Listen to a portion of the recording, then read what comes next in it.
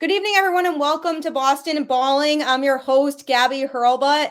Happy Wednesday. Beautiful day today. This is awesome. This week overall here in Connecticut has been fantastic weather-wise. I love it. I think we're turning the tides. Finally, hopefully, I don't want to jinx it, but hopefully the warm weather is here to stay. Now that it's baseball season, I feel like it is. Hopefully. There's a lot going on in sports right now. I'm super excited. Celtics starting the playoffs this weekend. Bruins also starting the playoffs. We all know how their season went, which I've talked about quite a bit on this show. A super successful season for them too. So I'm excited to see how those two teams do in the postseason. So happy Boston sports, honestly. Welcome to the show. I'm so excited to bring you another episode of the podcast today. Actually, so I have a guest today on the show who, ironically enough, went to high school with me, and everything kind of came full circle when I got the initial reach out about this team and being able to cover them for my show. And I was really excited to have that opportunity, let him talk about his team a little bit and what they do. The Boston Glory Ultimate Frisbee team. Ray Tetreault, how are you doing today? I'm doing great, Gabby. Thanks for having me on. This is going to be a lot of fun. Yeah, thank you so much for coming on. I just think it's so crazy that everything comes full circle like that. And your name popped up in my messages as somebody who might be interested. And I was like, what a small world that is, because we went to high school together. I know. When Lucas first told me about this, I was like, wait a second. I know who that is. Like that name in my brain from something in the past 20 something years. You're like, that rings a bell to me for sure. Yeah. But this is awesome. I love it. I'm so happy that you came on. I know that, you were somebody who Ultimate Frisbee was definitely something that for you wasn't something that you were a part of growing up. And, went to college at Marist, the same school that my sister went to, which is also another ironic thing that happened between the two of us. And that's awesome. And so I would love to just kind of hear about your experience and what kind of drew you to the sport initially. Yeah, definitely. No, you're right. I didn't really know about ultimate frisbee as a sport in high school. I just ran in circles for fun, running cross country and track, which was kind of Me crazy too. when I think back. But yeah, I went to college at Marist, and it's just like a D3 school. And I got there, and I was like, well, I don't really want to keep running in circles for fun. So like, let's go to the club sports fair and see like what else they got. And found the Ultimate Frisbee Club. And, at first thought like, this is something that, I'll go out and hang out with these guys and like throw a Frisbee around and whatever. It won't be that serious. And really did just instantly spark what's been ever since then the biggest passion in my life, which is playing Ultimate Frisbee. And it's might be funny to hear people say that, but it really is a real sport. And like, I didn't even know that until after all 4 years of playing in college, playing with the club team, traveling around, and then getting to Boston and really getting introduced to the big community that's here in Boston around Ultimate Frisbee, which is a great community, very welcoming, of all genders. There's women's divisions, there's mixed divisions, there's men's divisions. And yeah, I've been playing it for the past, I've been in Boston now for 6 years, and it's it's my favorite thing to do, and I'm lucky enough to be able to say I played at the highest levels now with Boston Glory. So it's been a great journey, and I've loved every second of it. That's so cool. Yeah, I mean, you can never get me to do something like that because the hand-eye coordination that's involved with that is just not my thing. I'm just not a hand-eye coordinated person, which is why I, took up running sports when I was growing up because cross Mhm. country and track were sports that I didn't need hand-eye coordination. So yeah, I think that's super cool. I think it's, my college also had a club team for Ultimate Frisbee, and I know a lot of people who participated in it then, and they were like, this is so fun, like it's so cool to kind of be a part of it. And I was like, we actually have a team for that here. I didn't even know that. That's super cool. So I feel like once you're involved with it and you see kind of how cool of a sport it is, it makes you want to keep up with it. Yeah, and it's an exciting sport. Like it's the way I a lot of people describe ultimate frisbee to people who like don't know it at its highest levels is it's like this weird hybrid mix of like soccer and football kind of, but it's non-contact. So it's like there's 7v7, there's 2 end zones. You have like a kickoff, what's called a pole, where one team will throw the disc to the other team, and then the team who threw it is on defense. The team who is catching the pole is on offense. And then you try and throw it between your teammates, and you can't run with it, and you try and throw it and catch one in the end zone. And that's basically the game.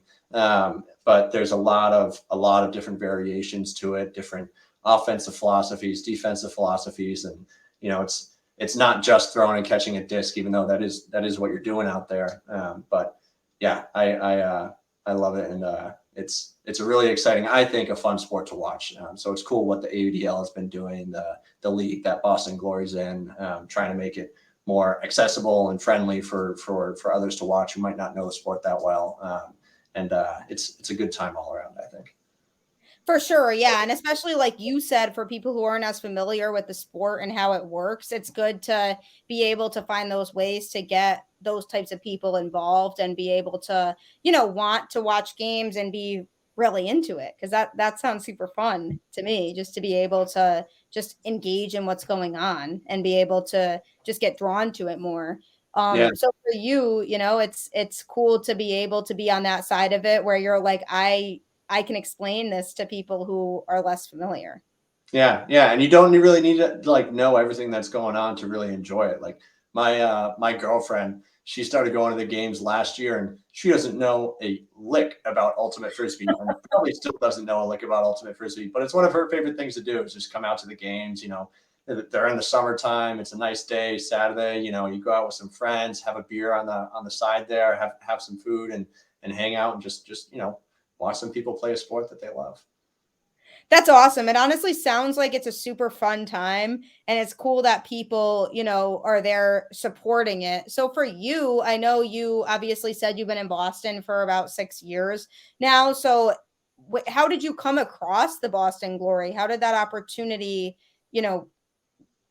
kind of come to you? Yeah. No, it's a good question. So like I said earlier, I played in college. And then when I moved here to Boston after college in like 2017, I started playing what's called the club division here.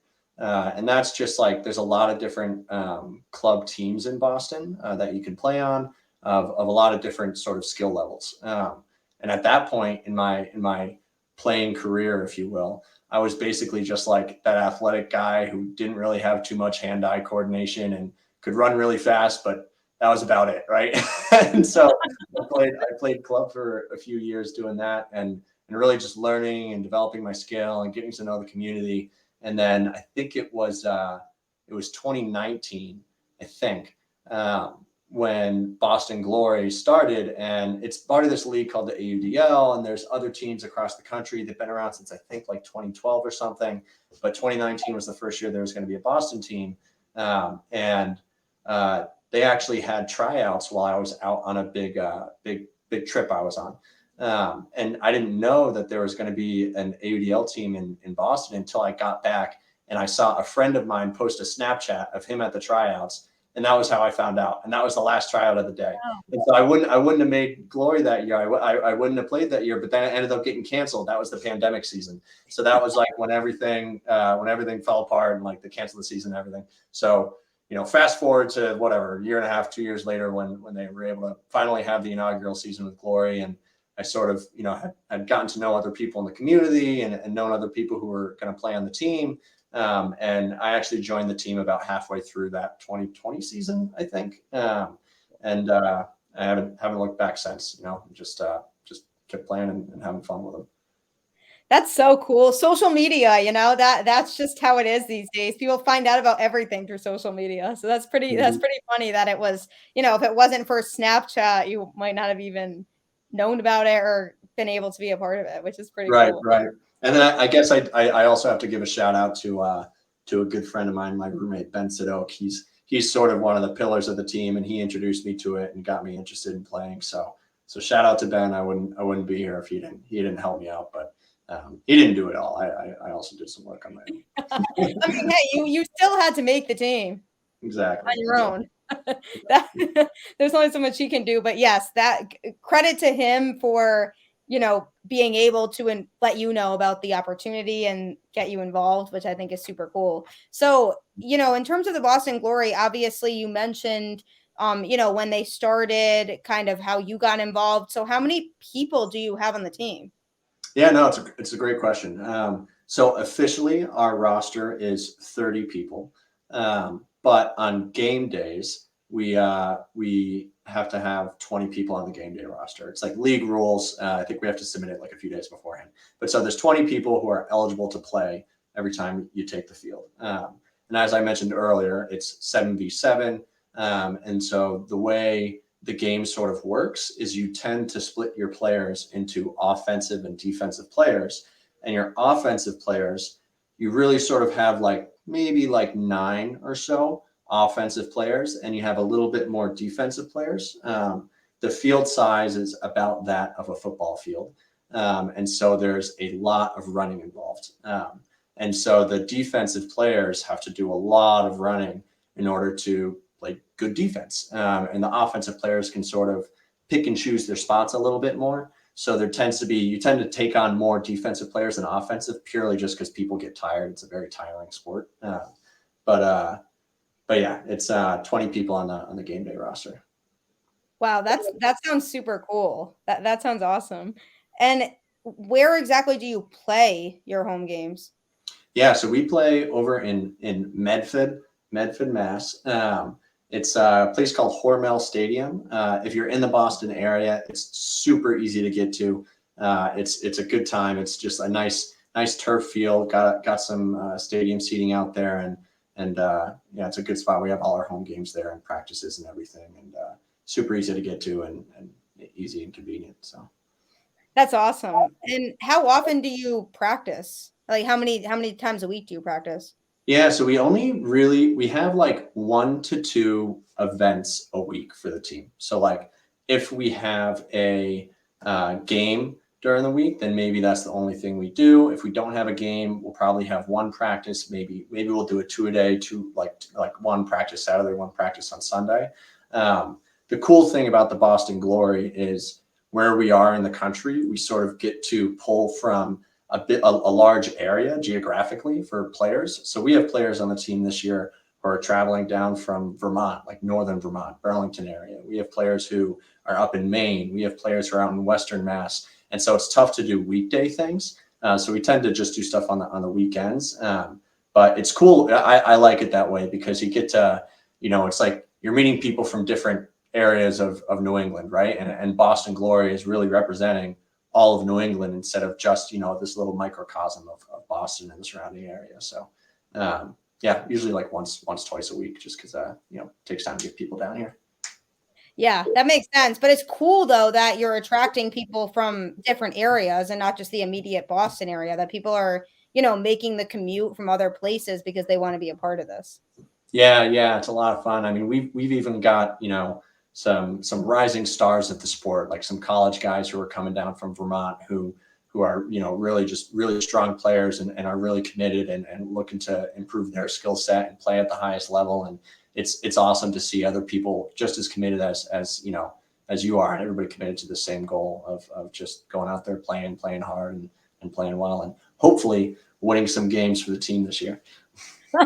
Yeah, I mean that's the ultimate goal, right? Is to win games and be successful. Is that a pun?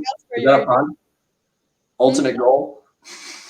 I mean, maybe it was. I can't reveal my tricks and secrets on here. But maybe. But yeah, I mean, I might have been doing it on purpose, might have been not. We'll never know. Just roll with it. Roll with it. That's awesome though. I think that's super cool. So in terms of the game structure, how long do the games usually last? Do you play quarters or how is that formatted? Yeah, no, good question. So we play quarters, and I believe they're 12 minutes, 12-minute quarters. Just like the And NBA? yeah, just like the NBA. And so you kick off, you play your game, and it's offense versus defense. If the offense turns it over or throws the disc away, an incomplete pass, then the defense picks it up. The defense is then on offense. Offense is then on defense, and you play until someone scores. And so the games tend to last from like start to finish. You're sitting down from first pull to the end of the game, like maybe about an hour and a half ish, depending on sort of the flow of the game. You can take timeouts. There can be like, halftime entertainment. Maybe, the teams might bring out some people to come out. And sometimes I know last year we'd have a few youth teams from the area come out and play a little exhibition match at halftime. It's always cool just to get the youth involved and out there and a chance to, play on the big field, like an hour and a half. So it's nice, honestly, like great Saturday afternoon or Friday afternoon thing to get out to and just, have some fun before going off and do whatever else you'll do for the night. Yeah, that's awesome. You did say you play until somebody scores. So is it literally like sudden death? And then it's. So you play. So you played. The point is like every point keeps going until someone scores. And so in like, for example, as you might expect, one huge factor in playing Ultimate Frisbee is the wind. If it's super windy, it gets a lot harder to throw complete passes. And so there's been games where maybe there's 20-mile-an-hour winds and like the points might go on for 5-10 minutes, just people trying to score, and people get exhausted out there and, they're just working really hard, just trying to outrun the opponent. But basically it's a time game. And so whoever has the highest score at the end wins. So, you just score throughout the quarters. And then what it leads to at the end of quarter situations is, like I said, it's timed. So imagine like you're playing a point and, it's the clock is ticking down and you're at half field. You're 40 or 50 yards out from the end zone and you only have time for one more throw. It leads to these really exciting plays where you just go, all right, well, I just have to throw this to the end zone and hope my team comes down with it. And everybody knows it. So you just throw this big floaty thing. Like everybody on the field knows exactly what's happening, exactly where it's going. And it's just this pile of like, 12 dudes just trying to jump over each other and catch this thing. And it leads to some really exciting moments that can swing the direction of a game. So it's got some fun stuff built into it throughout. Yeah, that's awesome. And now I see what you mean with your description from the beginning when you said it's kind of like soccer and football, because I'm starting to kind of see now, based on what you just said, how those sports kind of fit into it, which is really cool. Yeah, it's a Hail Mary. It's basically a Hail Mary. That's what it seems like. That's so cool, though. So, I know your season does start in May, if I'm not mistaken. So how long does the season last for? So let's see. We got, our first game is May 6th. Home game, May 6th. You can buy tickets online, shop.bostonglory.audl. And what time is that at? Say again? What time is that game at? The game is at 5 p.m. So that's a Saturday afternoon. Good time to come out. Bring the family, bring the friends, hang out. But so we've got Saturday, May 6th is our first home game. We got another one the week after on Saturday again. I think that's like a 1:00 game. We're playing Toronto, the first game on the 6th, which should be a lot of fun. They come down from Canada, obviously. So it's always fun welcoming them and playing against them. But the season goes all the way through. It's almost every week, a game every week until I believe about mid-July is our last game. And it's split between home and away games. So we might travel down to other teams in New York or Philadelphia, or go up to Canada to there's teams in Toronto and Montreal, and they all come to Hormel and Medford at least once a season. So it's a long season. It goes for about a little over 2 months, and we've got stuff every weekend. So it's a grind, but it's something I love. Yeah, I mean, if you love what you do, then it's worth it, Then it makes it all worth it. All the traveling and everything else, the commitment and time that you're putting into it is so worth it if you love doing that. Right. And I should say that, that's just the regular season ending in mid-July. There's also the playoffs. The way the league works is it's split into divisions, right? Just kind of like the NBA, right? And the top 2 teams in each division make it to the playoffs. And the playoffs, I think this year, are in Madison, Wisconsin. Oh, wow. And you go there for a weekend, and it's like a bracket style tournament. You play all the other teams, and then it gets to a championship, and then there's a finale. And for all the Boston baller homers out there, are the best team in the league over the past few years has been New York Empire, and we're aiming to take them down this year. So yeah, we don't like that. Yeah, I think we've got a New York game, home game. Let's see, we've got June 2nd, early in the season. So if there's a game to come out to, June 2nd, Hormel Stadium, 7 p.m. Friday night, under the lights. Come watch us take down a juggernaut in the New York team. Yeah, you guys better win that game. Honestly, nobody wants to see New York teams win here. Exactly. We don't like that over here on this show. That's super cool though. The playoffs sound fun though. That literally gives me like March Madness vibes with the bracket and the eliminations and everything. Yeah, it's fun. It's fun, and people, it's like it's like in the NBA. I think they're using a term this year, playoff mode. It's the same thing. Like people just go to another level in the playoffs. Unfortunately, Boston's never made it ourselves, but I think we might be making some noise this year and change that. I think this is the year. I definitely think this is the year. I think this whole experience, you coming on my podcast and talking about, all of this is the start of something great to happen this season. So I'm manifesting that now, and I think it's going to happen. Oh yeah, manifesting. It's going to happen. So you guys know who to thank if you make it there, because I've already spoken it into existence, and I am taking the credit for it now. There you go. All right. MVP of the season. Yeah, honestly, I mean, I'll happily take that title. That's super cool though. Do you have national anthem singers at these games? Because I also do sing. So if you ever need somebody to come sing the national anthem at a game, I am happy to provide my services that way as well. We do. But for the first one, you got to know how to sing the Canadian national anthem too, because we got to sing them both. I can learn that.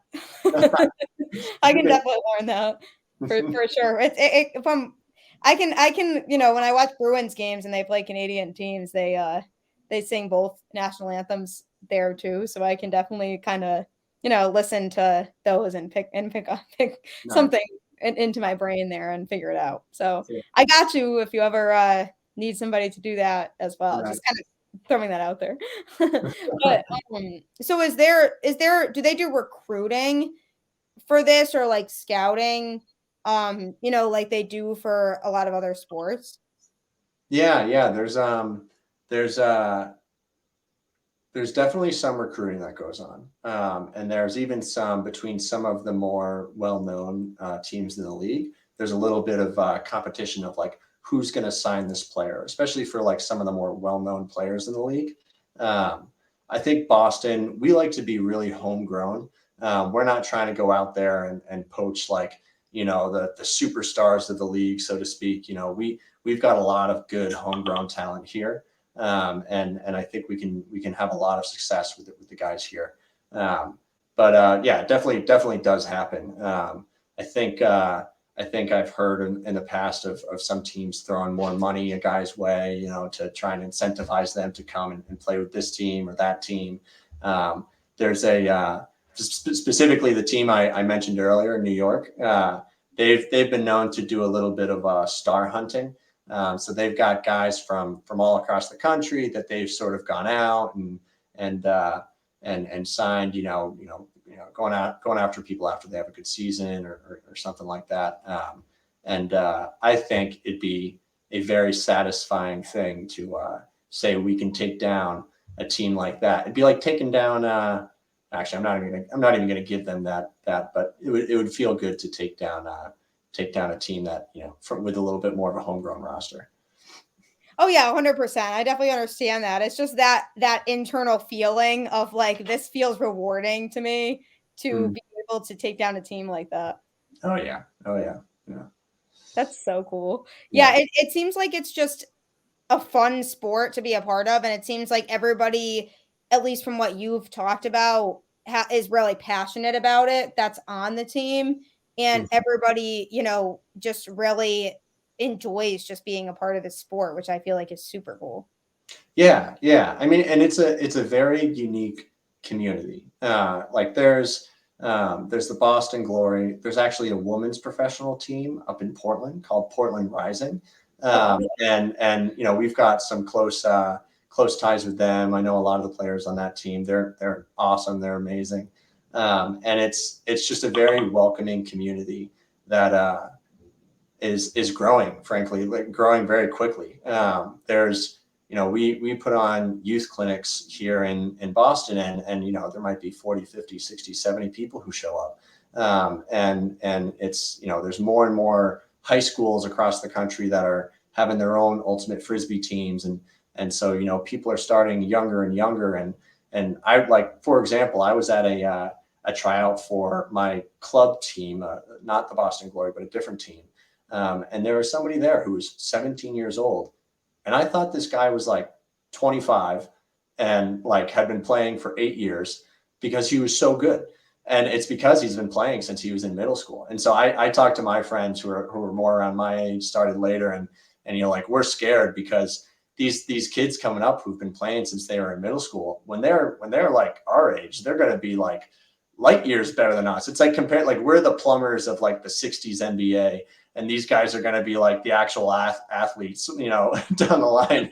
But it's cool to see the community growing, and it's great to be a part of it.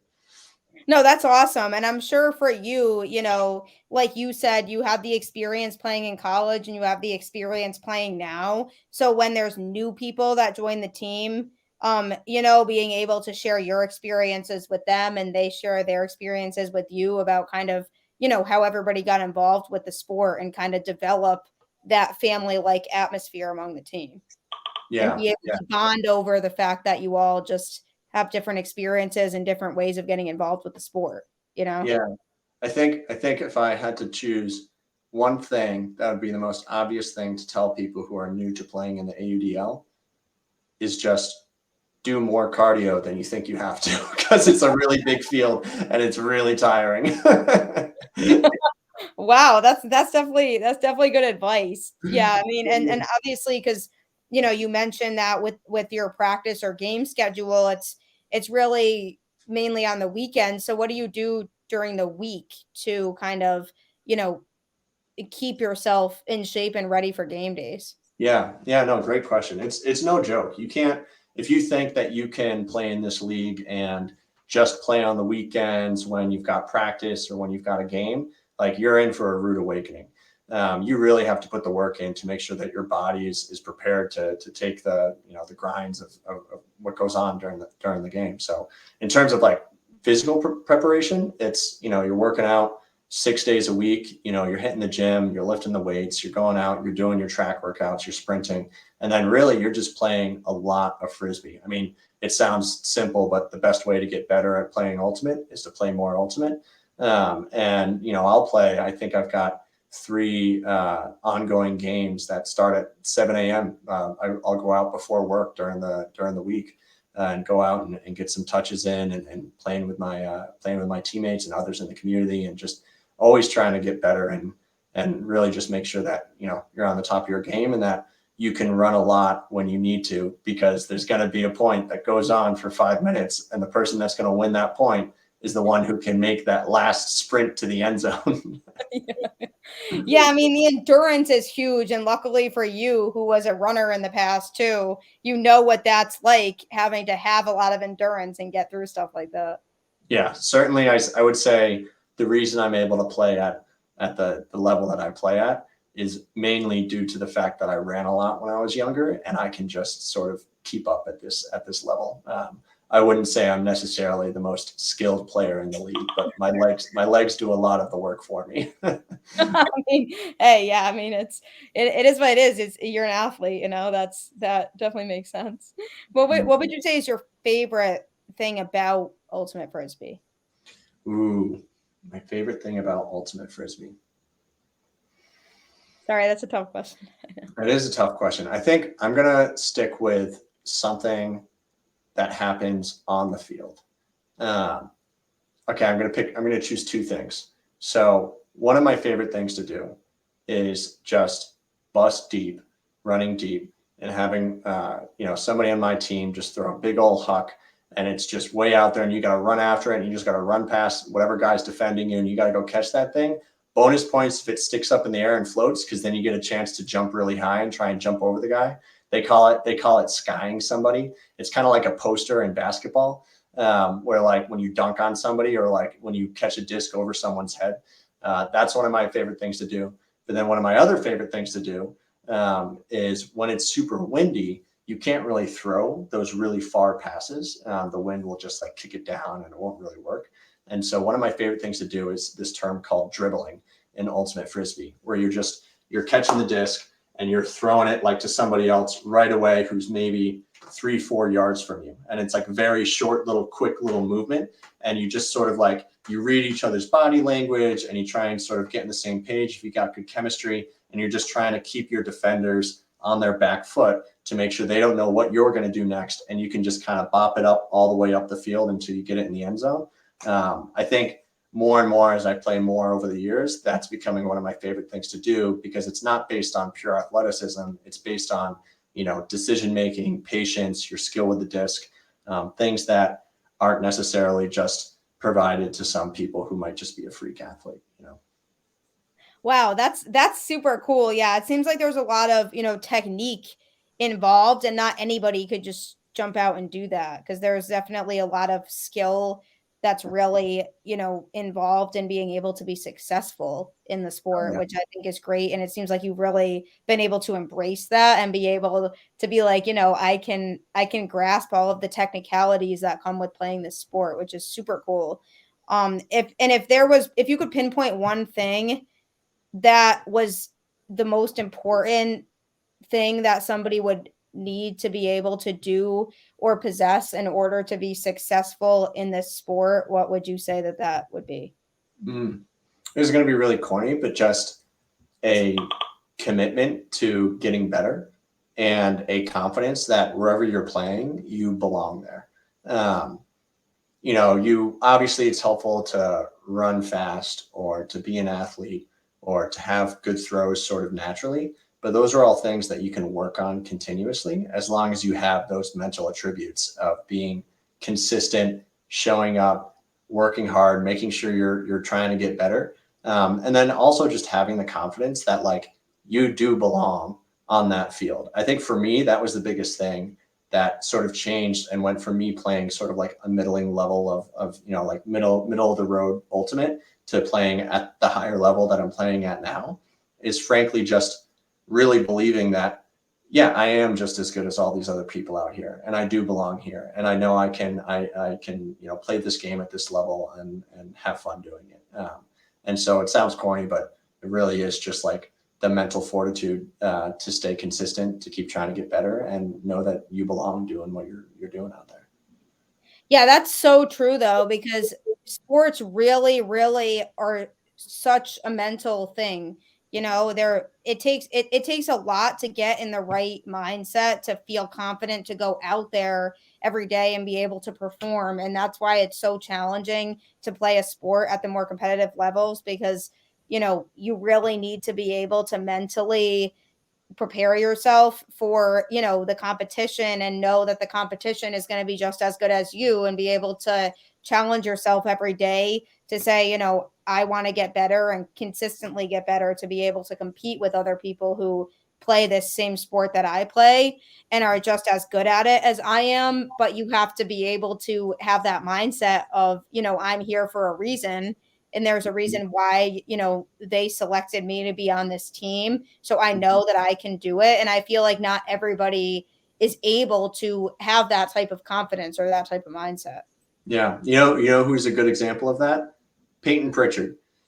I Guy love gets, I love Peyton. Guy gets benched for a lot of the season, not really his own fault, and then comes in the last game of the year and drops like what do you have, like 32, 14 on 11 or something in the last game? Yeah, like he gave it his all. Like he's the type of guy who's like, I am still committed to this sport, and I'm going to show everything I have to show that, I deserve some playoff minutes, and I'm just going to give it my all. It's funny you mentioned Pritchard, because I loved him when he was in college. He was such a fun player to watch when he was at Oregon, and I was so excited that the Celtics drafted him, because he I personally really like him here. I think obviously, they've gotten more depth, so he hasn't really had to play as much as I would have liked to see him play because they don't really need him to. But Yeah. I like his potential a lot, and I think he is, a really good asset to the Celtics team. I'm a huge fan of him. Yeah. Yeah. I love Bane. Great attitude. Great attitude. Keep working. Yeah, no, 100%. No, yeah, it's that's those are the types of players that people look up to when they're trying to make it to that level because they're like, this guy doesn't get to play a lot on this team, but he's still going out there and giving it his all and working hard every day to show that he belongs here. And especially with a team like the Celtics, I mean, it's playing in Boston is hard at that level. And Mhm. there's a lot of pressure because Boston is a championship city and we expect championships and we expect good teams to be produced. So if you're on a team like that, you have to be able to perform. And so for somebody like him, I think he really, really wants to be here and he's putting in the effort to be able to wear that Boston Celtics uniform and say, I want to do this and I want to be a part of this. Right. Right. And Glory's going to try and do just as well to contribute to the winning teams in Boston. I mean, yeah, we need it. We need all of our teams to be able to, be successful and be up there. And I'm telling you, this is the year for you guys to make that run. Feeling it. I love it. I love the positivity. I mean, hey, I spread positivity here. This is what I do. But yeah, so in terms of, obviously with sports, it's hard because you could have a bad game or your team might suffer a bad loss. Like it happens to everybody. There's ups and downs when it comes to sports. So how would you say you guys as a team are able to bounce back after a rough game that lose and the result just is not anywhere close to what you want it to be? Yeah. Yeah. No, it's a great question because that's, teams who don't have great mental fortitude, that can be like that can be a death nail almost. Like, oh, you had one really bad game, you let it spiral. But you just got to be able to learn your lessons. You have to remember why that happened, and usually it's probably because you didn't respect the game or respect the opponent and put in the effort and preparation that you needed to. So you have to like simultaneously recognize that's why that happened, but you've also got to forget about it. Like you can't just like linger on, oh man, that bad loss we had to that team. Like, man, like the next time we play them, or the same thing's gonna happen. Like it's like in that show Ted Lasso, that famous quote. It's like all the best athletes have one trait in common: the memory of a goldfish. And like just forget about it. You screwed up. Something bad happens. It happens to everybody. Move on to the next thing. But at the same time, sort of recognizing why that happened and being able to self-correct those things. It's a hard thing to do, but that's what separates good teams from the elite teams, is being able to recognize and learn from those mistakes while not letting it affect your play later on. Yeah, that's super well said too. You can't dwell on it and let it carry over into the next game because then it's just going to start a constant habit of beating yourself up when things don't go right because, at the end of the day, there's going to be things that go wrong. There's no such thing as perfect. And so you have to be able to, bounce back from that and go into the next game and just, brush it off and be like, we're going to give it our all this game and hopefully come out with a win. Yeah. Yeah. It reminds me of last year we had our game against the DC franchise, the DC Breeze, and it was our away game there in DC and like middle of the regular season. And we had a terrible first half. I think I play offense and I think we turned it over like, sheesh, maybe half our points, like, which is really bad in Ultimate if you're turning it over half your points. And we went into the halftime, we talked about it, said we're getting frantic with the disc, we're making bad decisions. And we recognized that, but we didn't let it affect our confidence coming out into the second half. We had a guy, Ned Dick, he's a player this year. And he came over, he was playing defense, and he came over and played offense because we recognized we needed somebody who had that strong mindset of like, hey, I'm not going to try and finish this point in one throw. We're going to put the work in. We're going to make the right decisions. And we didn't win that game, but we played a whole heck of a lot better in the second half. And so I think that's just something I think of you got to have players and teams that can sort of, do that, give people a steady hand. Moving forward. And I feel like also, having good leaders on the team that are able to keep the team motivated and keep people, positive and confident in, what you're doing and what your goals are and keep people focused is super important too. So being able to have those people on the team that are able to, rally everybody and keep everybody going, even when things aren't going as well. Oh yeah. So you have captains? And if so, how many captains do you have on the team? We do. We have two glorious captains, pun intended. Brendan, the puns today is real for sure. Brendan McCann and Gus Haflin. They both have played Glory the past couple of years.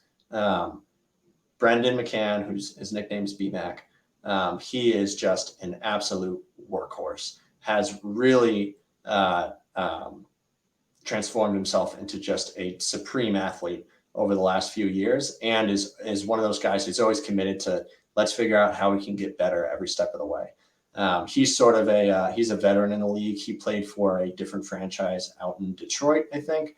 And I think maybe he played for another one too. So when Glory started, he was really one of the guys who sort of had, been there, done that, and really sort of like knew what the ins and outs of playing in this league were, what the unique things were about playing in this league. And so he really gives us a nice guiding presence and sort of is one of our rocks. And then the other guy, Gus Haflin, he's equally played the past few years. He actually is sort of like me, started playing Ultimate later on in life, and then really just worked really hard at it, and is now one of our best defenders. And he's a great calming presence. He's a very positive presence, and we're certainly very lucky to have both Gus and BMAC leading the team this year to bigger and better things.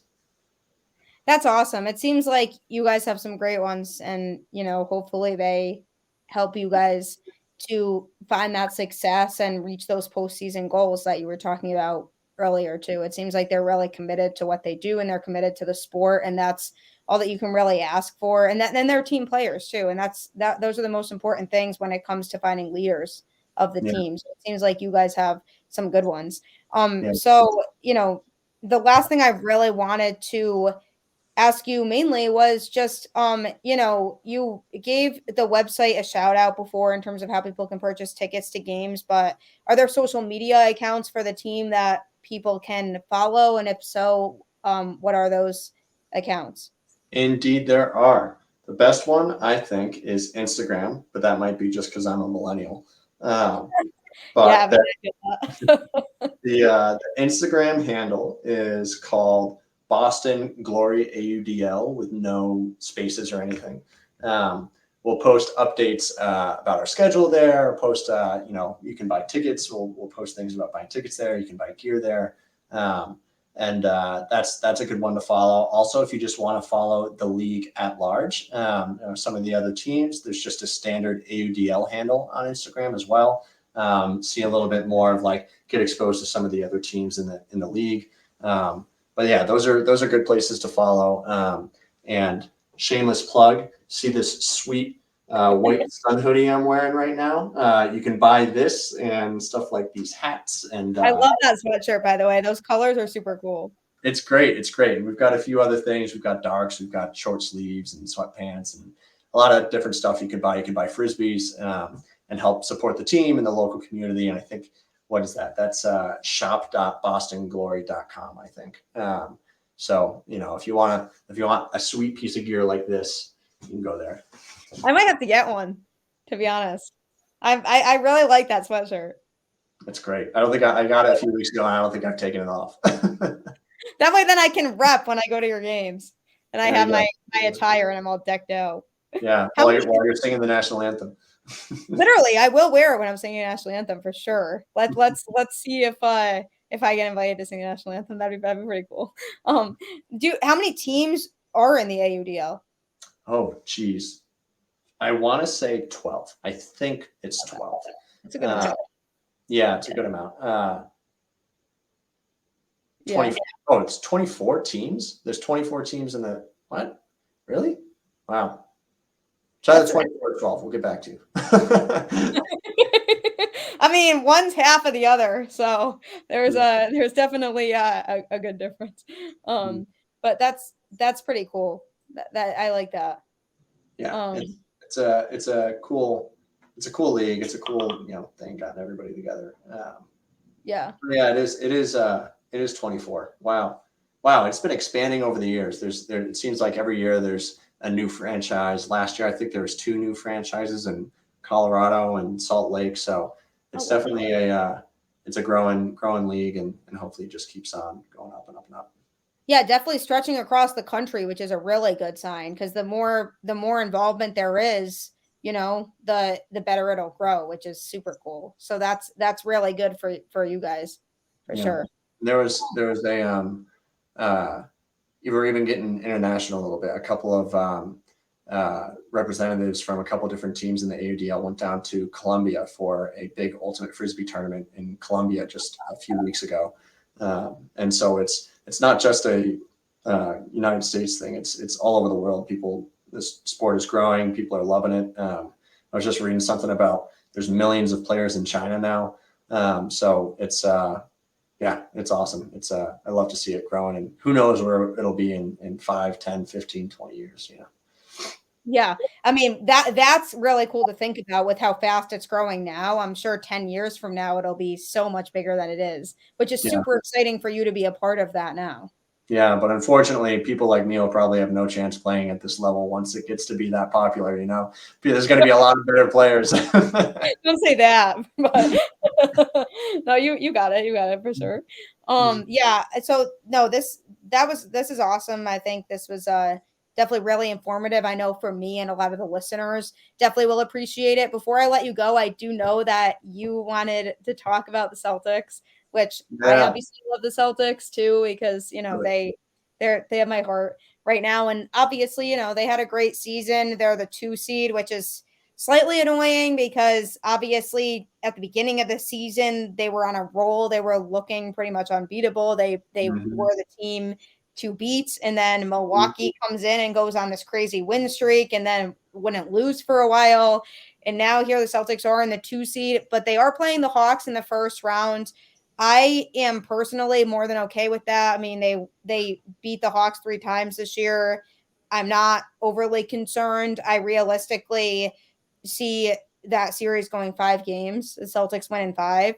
Obviously health has been a big thing for the Celtics this season. If they can stay healthy, I do believe they can make another finals run. What are your thoughts on that? Are you confident in them being able to go all the way this year?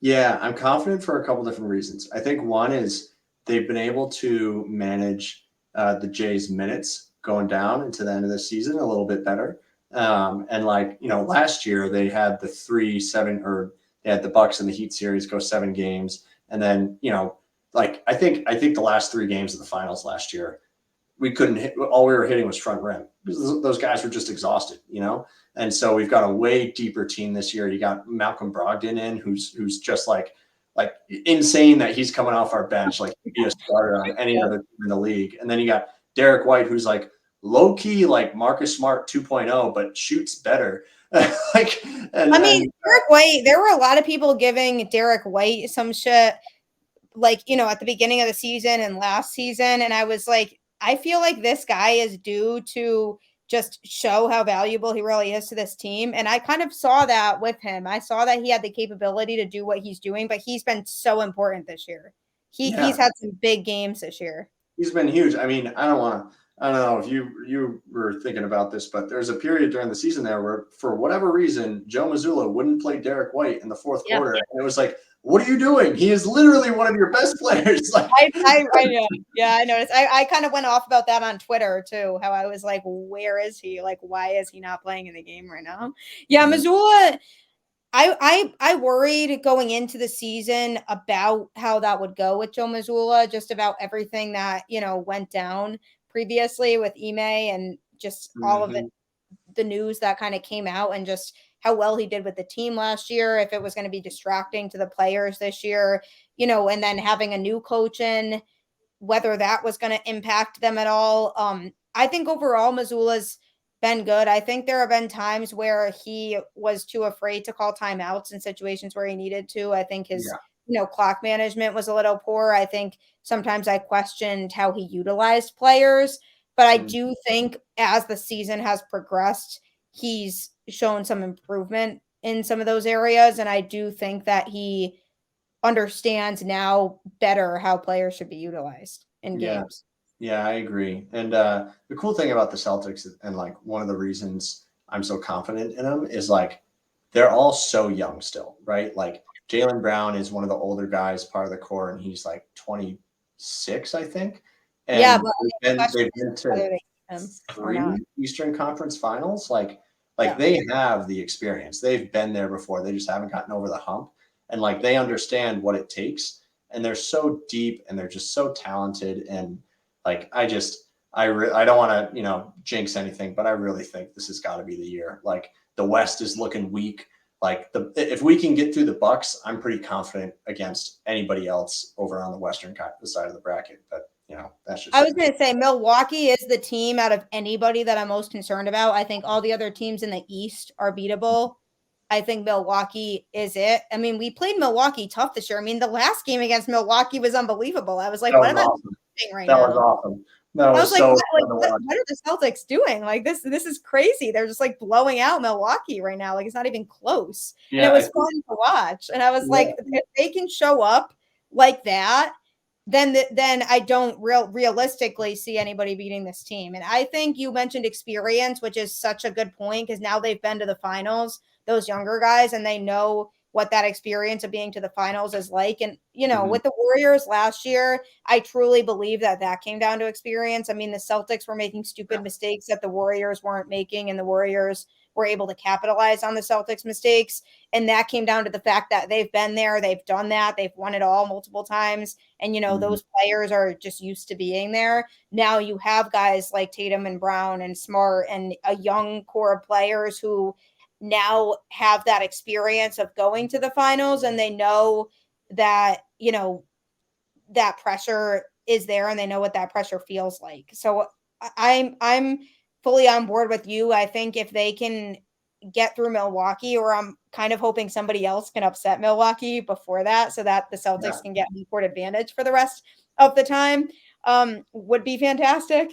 So if somebody else can do that work for us, I'm all for that. But if we do have to go to Milwaukee, if we can get through that series, and I'm hoping it doesn't go to 7 games if they do, because I want no part of going to Milwaukee for a game 7. But if we end up having to go to that series, I do see that being the most challenging series for the Celtics in this playoffs. And I agree with you. I think the West is significantly weaker this season, and I think the Celtics can beat any team in the West right now. Yeah. I mean, look, like you said, the last time we played the Bucks, I think Jaylen and Jason sat out at the end of the third quarter, and they had outscored the entire Bucks team by themselves. Like yeah, it was nuts. It was so nuts. Yeah, the Celtics, I firmly believe, have the best duo in basketball right now. There is no duo better than the Jays right now in the entire league, and I don't think that that's even up for debate anymore. I think especially now that KD and Kyrie got separated, I think that was the other one that people are arguing might be better as a duo than the Celtics duo, which I still even wasn't even close to feeling like that, like they even came close to those two. But now that those two are separated, I don't think there's any argument that there's any better duo in the league than those two right now. Yeah, I think like even if you looked at that, if you asked that question and you just said offensively, like the best offensive duo in the league, maybe KD and Booker now like might be on par with Jaylen and Jason. Maybe. But when you take into account defense, there's no way. Like nobody else in the league has two-way players like that. Oh yeah, absolutely not. Yeah, and I like the Suns. I think they're a good team. I think they have a good chance of coming out of the West for sure. With the KD pickup, I think that was huge for them. So we'll see. We'll see who comes out. Milwaukee is definitely the team that I'm looking at as if we can beat this team, I think that there's a capability. Obviously, Tatum's having an unbelievable season in himself, so that's been helping for sure. So I'm really excited. I'm really excited for Saturday and excited to just get this postseason started for sure. Yeah, it's gonna be a fun one. Well, I really appreciate you hopping on the show with me. This was awesome. I definitely had a lot of fun chatting with you, learning more about Ultimate Frisbee, about the glory. It's super exciting. Is there anything, just kind of a last statement that you want to add about the team before we go? No, just if you're still listening, come on out at 5/6 Saturday, Hormel Stadium, Medford, 5 p.m. Let's see, one last plug. Shop.bostonglory.com. You can go there, buy some tickets. Awesome. I definitely will be able to attend some games, and I'll make sure that I do this season. I'm super excited about it, and I appreciate you hopping on here with me and having this little high school reunion, a mini high school reunion on my podcast. Everything seems to come full circle all the time. And everybody else, as always, thank you for tuning into the show. I can't emphasize enough how much your support has really helped my show grow over the last few years. I really appreciate it. Subscribe to Boston Balling on any podcast platform, and I will talk to you all next time. Go Boston, and go this nice weather, and go hopefully turning the tide to summer. And I will see you all next time. Take care, everybody.